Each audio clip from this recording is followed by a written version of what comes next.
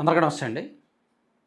మన భారత క్రికెట్ చరిత్రలో కొంతమంది పేర్లు చిరస్థాయిగా నిలిచిపోతాయి. అది బ్యాట్స్‌మెన్ కావచ్చు, బౌలర్లు కావచ్చు, ఆటగాళ్ళు. అందులో రోహిత్ శర్మ పేరు కూడా అలాగే చిరస్థాయిగా ఉంటది. వన్‌డేల్లో 3 డబుల్ సెంచరీలు చేసిన ఏకైక బ్యాట్స్‌మెన్. వన్‌డేల్లో 264 పరుగులు చేసిన ఏకైక బ్యాట్స్‌మెన్. అతను క్రీజ్‌లో ఉన్నాడు అంటే మాత్రం నాన్ స్టాప్‌గా కొడుతూనే ఉంటాడు ఇంకా. ఫస్ట్ 50 స్లోగా ఆడతాడు. ఆ తర్వాత చాలా దూకుడుగా ఆడతాడు. సో, రోహిత్ శర్మ గురించి నేను ప్రత్యేకంగా చెప్పక్కర్లా. సో, అతని ఫ్యాన్స్ అతన్ని ముద్దుగా హిట్ మ్యాన్ అని పిలుచుకుంటారు. సో, అటువంటి రోహిత్ శర్మ ఇప్పుడు ఫామ్‌తో ఇబ్బంది పడుతున్నాడు. జట్టులో స్థానం కోల్పోయే ప్రమాదంలో పడ్డాడు. 2027లో జరగబోతున్న వన్‌డే ప్రపంచ కప్‌కు అతను ఆడేది అనుమానమే. ఎల్లుండి లార్డ్స్‌లో జరగబోతున్న ఇంగ్లాండ్‌తో జరగబోతున్న మూడో వన్‌డేనే బహుశా అతని కెరీర్‌లో చివరి మ్యాచ్ కావచ్చు అని అంటున్నారు. ఎందుకంటే అతని పెర్ఫార్మెన్స్ విషయంలో బీసీసీఐ సంతృప్తిగా లేదు. BCCI chief selector Ajit Agarkar తాజాగా చేసిన కామెంట్స్ అందుకు నిదర్శనం. యశస్వి జైస్వాల్ చివరి 3 ఇన్నింగ్స్‌లో 2 సెంచరీలు చేశాడు. రోహిత్ శర్మ మాత్రం ఫెయిల్ అవుతూ వస్తున్నాడు. సో, అతని విషయంలో సెలెక్టర్లు బీసీసీఐ పునరాలోచనలో పడ్డారు. అండ్ అతను కూడా ఒకసారి ఆలోచించుకోవాలి అని అజిత్ అగార్కర్ చేసిన కామెంట్లు కొత్త అనుమానాలకు తావిస్తున్నాయి. మనం కూడా యాక్చువల్ రోహిత్ శర్మ ప్రతిభను మనం తక్కువ చేయక్కర్లేదు, కానీ అతని చివరి ఫామ్ మనం చూసుకుంటే ఇంగ్లాండ్తో జరిగిన 2 వన్‌డేల్లో కూడా ఫెయిలే. ఫస్ట్ వన్‌డేలో 11 రన్లు 21 బాల్స్‌కి, అది కూడా తడబడుతూనే ఆడాడు. అండ్ రెండో వన్‌డేలో 26 రన్లు 47 బాల్స్‌కి. అలాగే అంతకుముందు ఆఫ్ఘనిస్తాన్తో జరిగిన 3 వన్‌డేల్లో ఒక హాఫ్ సెంచరీ ఉంది, 79 ఉంది. అంతకుముందు న్యూజిలాండ్తో జనవరిలో జరిగిన 3 మ్యాచ్ల్లో 3 ఫెయిలే.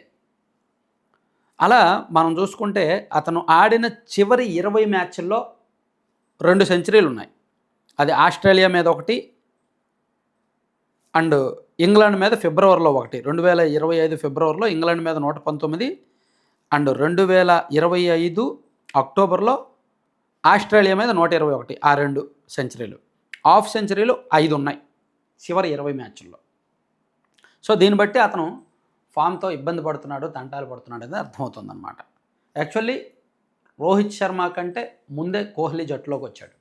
రోహిత్ శర్మ మనకు 2007 వరల్డ్ కప్ నుంచి తెలుసు. కానీ వన్‌డేల్లో అతను క్రమంగా ఎక్కువగా ఆడుతున్నదైతే మాత్రం రోహిత్ శర్మ 2007 నుంచి, అంటే దాదాపుగా ఒక 19 ఏళ్ల నుంచి ఇంటర్నేషనల్ క్రికెట్ ఆడుతూనే ఉన్నాడు. 2007 టీ20 ప్రపంచ కప్‌లో జట్టులో వచ్చాడు. ఆ తర్వాత 2007లో సౌత్ ఆఫ్రికాతో జరిగిన మ్యాచ్లో తొలి ఇన్నింగ్స్ ఆడాడు. 8 రన్స్ చేశాడు.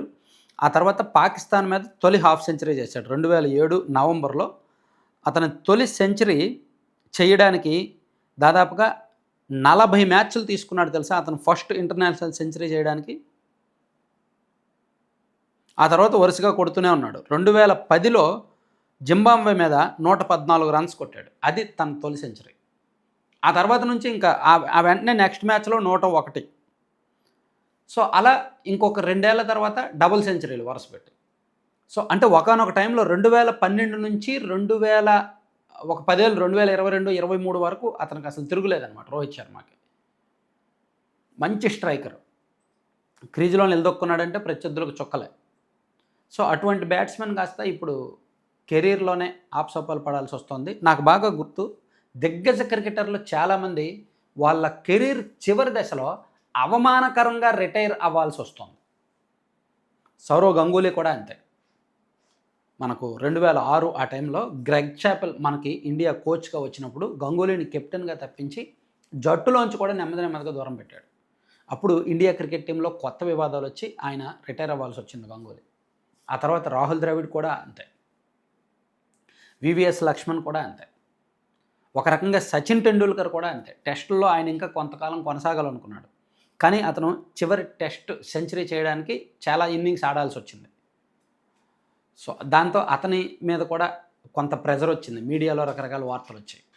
సో, ఇలా దిగ్గజ క్రికెటర్లు చాలామంది సుదీర్ఘకాలం తమ కెరీర్‌ను కొనసాగించి రిటైర్మెంట్ విషయంలో సరైన టైంకి నిర్ణయం తీసుకోకపోవడం వలన చివరి ఒక రకంగా అగౌరవంగా, అమర్యాదగా సాగనంపబడుతున్నారేమో అనిపిస్తోంది. సో రోహిత్ శర్మ అంటే మన ఇండియన్ క్రికెట్కి వన్డేల్లో హీరో. 48 యావరేజ్తో, 90కి పైగా స్ట్రైక్ రేట్తో 269 ఇంటర్నేషనల్ వన్డే క్రికెట్ ఆడి, అంటే అతని కెరీర్ ఏ విధంగా ఉందో చూసుకోవచ్చు, అతని గణాంకాలు చూసుకోవచ్చు. అంతెందుకు 2023 వరల్డ్ కప్లో ఇండియా ఫైనల్కి వెళ్ళింది అంటే ఒకవైపు విరాట్ కోహ్లీ, మరోవైపు రోహిత్ శర్మ ఇన్నింగ్సే కీలకం. రోహిత్ శర్మ 2023 వరల్డ్ కప్లో మంచి పెర్ఫార్మెన్స్ ఇచ్చాడు.